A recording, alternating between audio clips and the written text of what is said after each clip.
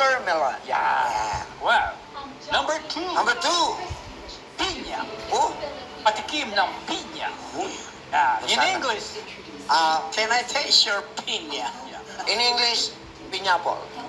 piñapple. Okay. Pineapple. Pineapple. Pineapple. Okay. Pinya.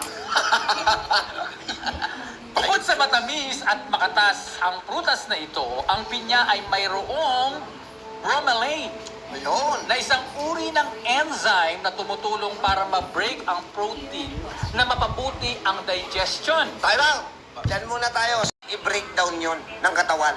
Ang magbe-breakdown nun, walang iba kundi ang processor.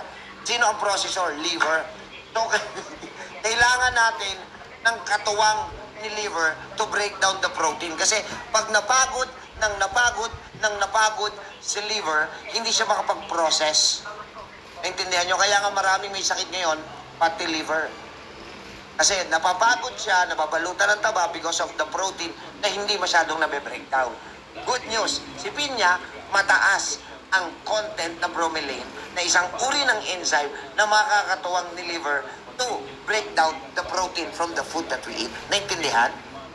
Ay, salamat. Sige. Sa bromelain, mayroon din itong protease na dumudurog sa fat molecules na maliliit